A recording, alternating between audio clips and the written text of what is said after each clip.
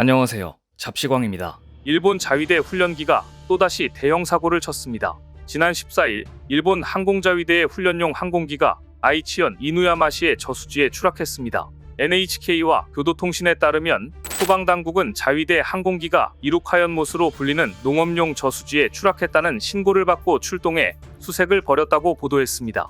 추락한 항공기는 항공자위대가 조종훈련용으로 운용하는 2인승 T4 훈련기로 항공자위대의 아이치현 고마키 기지를 이륙한 직후 레이더에서도 사라졌습니다.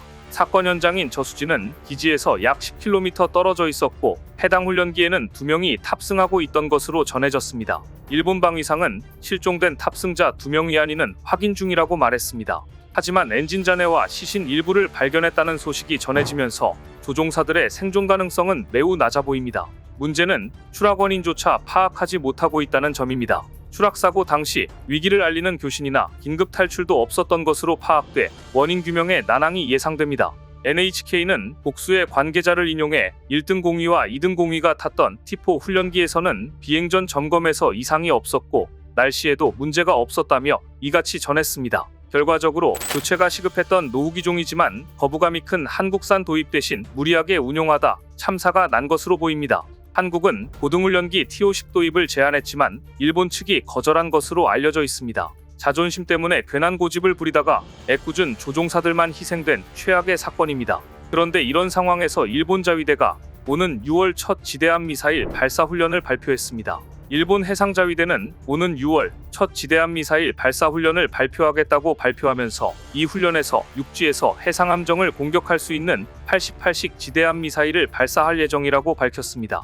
이번 훈련은 홋카이도를 거점으로 둔 북부방면대가 홋카이도 시니다카초 소재 시즈나이 대공사격장에서 열릴 예정이며 폭약이 들어있지 않은 연습탄을 해상에 있는 표적 선박을 향해 발사할 계획이라고 알려져 있습니다. 이 뉴스에 주변국들이 주시했던 이유는 사정거리가 100km가 넘는 지대함 미사일 훈련이 일본에서 벌어지는 것은 이번이 처음 있는 일이기 때문입니다. 그간 자위대는 88식 지대함 미사일 훈련을 미국 등에서 벌여왔습니다.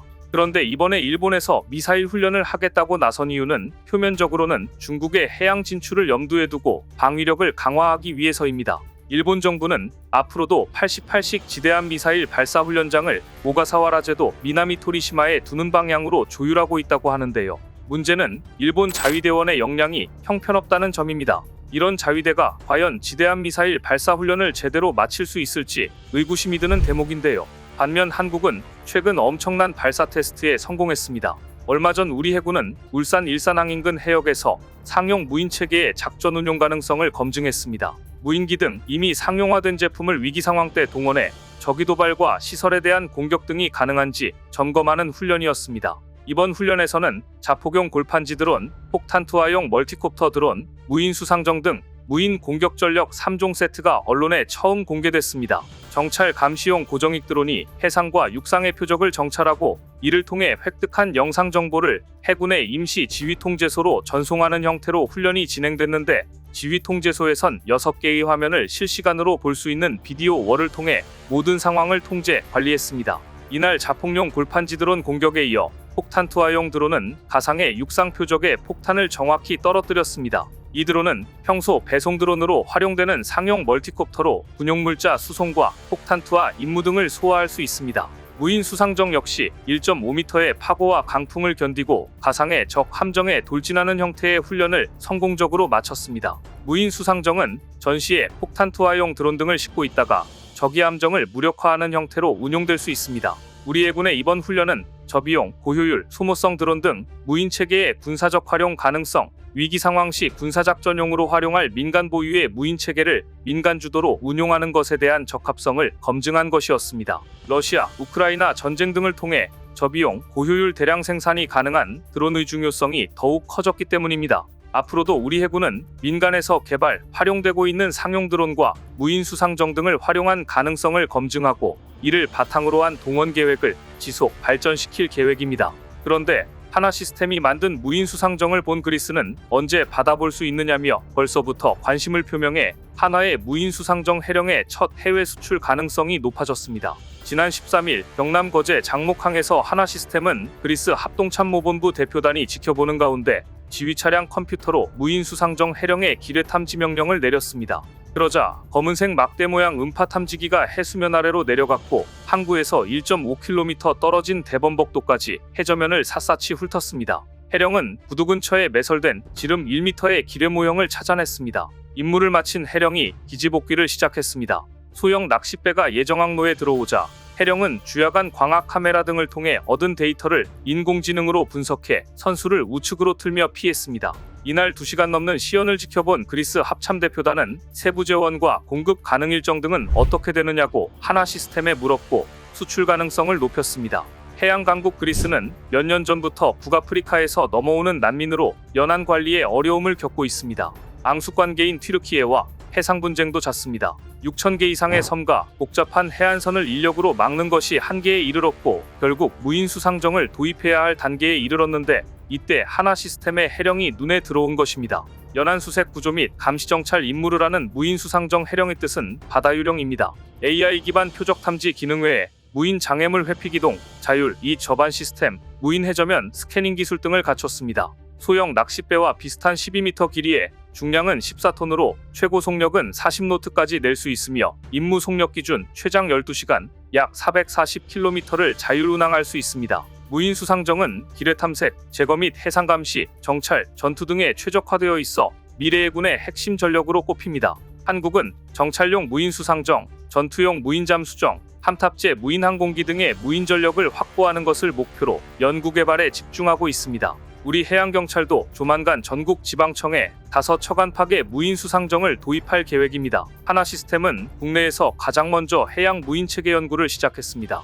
2011년 선박해양 플랜트 연구소가 주관한 국내 최초 무인 수상정인 아라곤 1호의 연구개발 사업에 참여한 게 시작이었고 최근에는 국방과학연구소와 함께 군집 무인 수상정도 개발했습니다. 그런데 이렇게 한국이 잘 나가자 일본은 갑자기 일본 육상자위대가 6월에 한국해병대와 처음으로 합동훈련을 하기로 했다고 발표했습니다. 하지만 한국은 그럴 계획이 아직 없다고 밝혀 망신을 당했습니다. 지난 13일 교도통신, NHK 등 일본 언론들은 일본 육상자위대가 오는 6월 초순 필리핀에서 한국해병대와 처음으로 합동훈련을 한다고 보도했습니다. 연례 다국적 연합훈련인 카만닥에 참가하는 한국해병대와 처음으로 합동훈련을 할 예정이라는 것이었습니다. 카만닥은 미국과 필리핀 해병대가 우방과 협력을 통해 연안방어와 전투기술 배양 등을 목적으로 2017년 시작한 연례 훈련입니다. 자위대는 이번 훈련은 작년 7월 열린 한미일 국방장관회의에서 정보 공유와 훈련 등 협력을 제도화하기로 한 문서가 체결된 데 따른 것으로 한국과 협력을 심화해 자유롭고 열린 인도 태평양 실현에 기여하고자 한다는 취지라고 밝혔습니다.